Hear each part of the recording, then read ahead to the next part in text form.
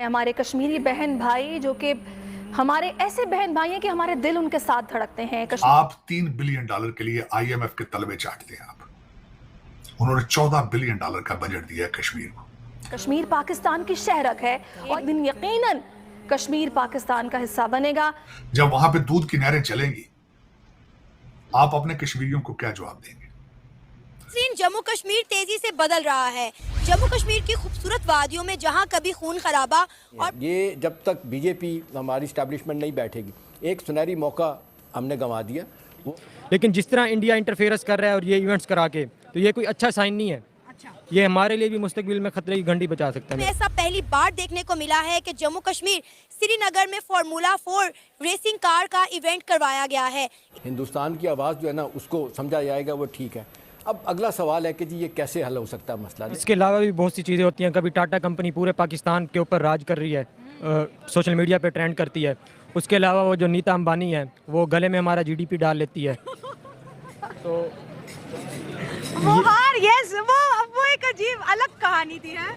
ये पाकिस्तान की GDP नीता अंबानी के गले में है। मतलब कि अब सबसे जो शर्म महसूस होती है ना, वो इस चीज़ पे होती है कि हम इतने मतलब कि गिर चुके हैं कि हम उनकी ये चीज़ें डिस्कस कर रहे होते हैं और हमारा पूरा सोशल मीडिया इसी पे ट्रेंड कर रहा होता है।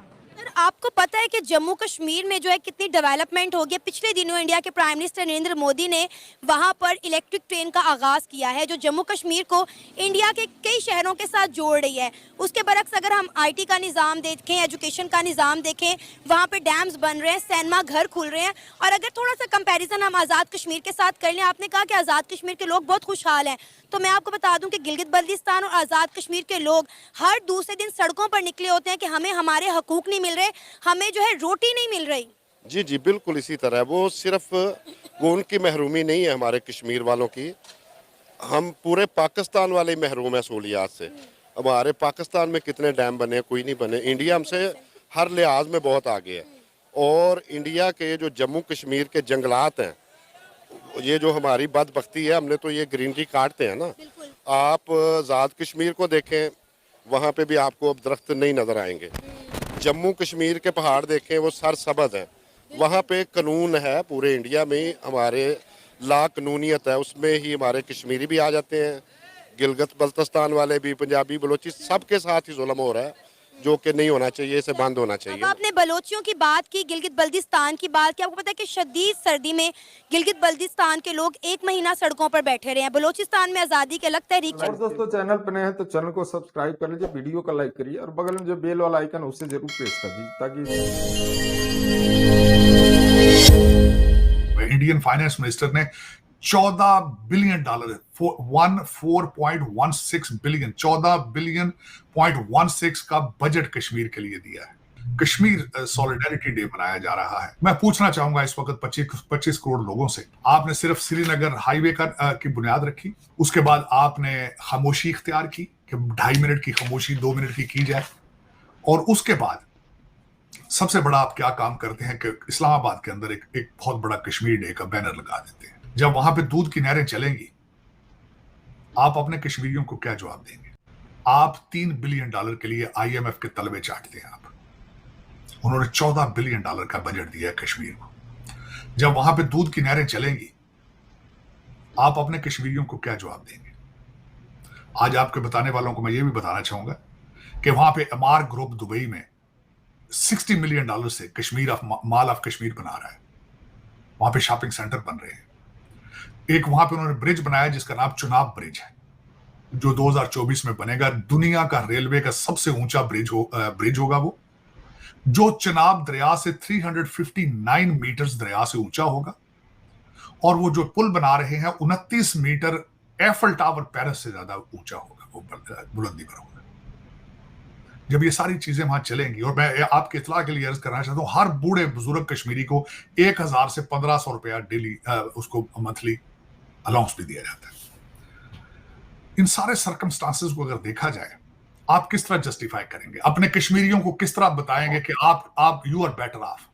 आप कहां हैं, वो कश्मीर कहां है, हम कहां हैं?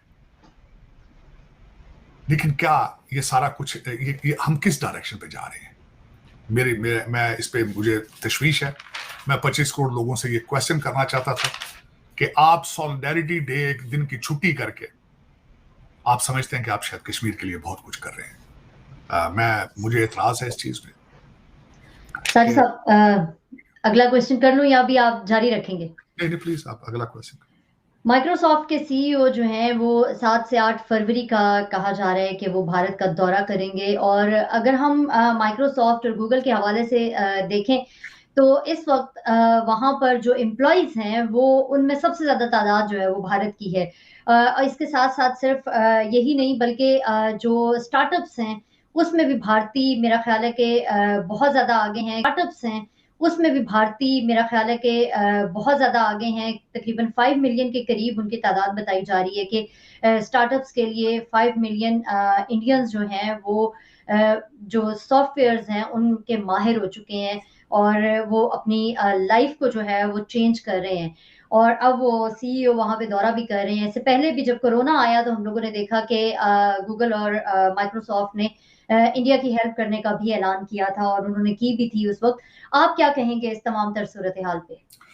देखें, इस वक्त माइक्रोसॉफ्ट और गूगल के दोनों के सीईओ जो कि दोनों भारतीय निजात हैं, जिन्होंने एज एन इंजीनियर शुरू काम किया था और आज वो तरक्की करके उन्होंने अपनी काबिलियत का लोहा मनवा कर इस जगह पहुंचे हैं, वो भारत जा रहे हैं। जब मैं इस आर्टिकल के बारे में पढ़ रहा था तो मेरी आंखें मुझे यकीन नहीं आ रहा था कि जब मैं वो पढ़ रहा था 5 मिलियन कंप्यूटर प्रोग्रामर मौजूद हैं भारत के अंदर। 5 मिलियन।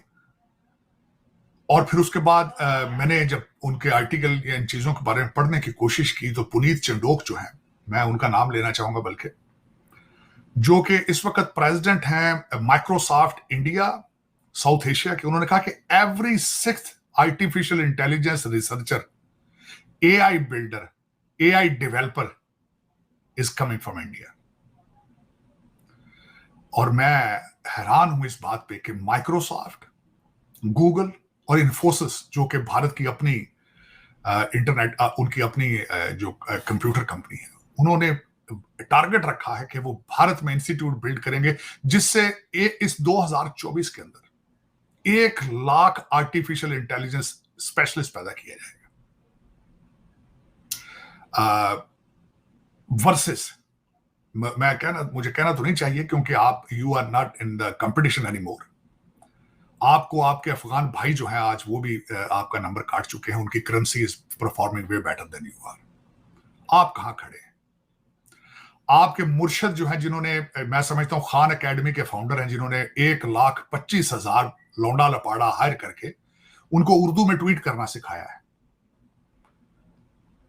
आप कहां जाएंगे? आप इंग्लिश में ट्वीट नहीं पढ़ सकते। आप सुप्रीम कोर्ट और हाई कोर्ट की प्रोसीडिंग इंग्लिश जबान में है और उसकी भी कोशिश की जा रही है कि सुप्रीम कोर्ट में भी प्रोसीडिंग उनकी उर्दू में कर दी जाए।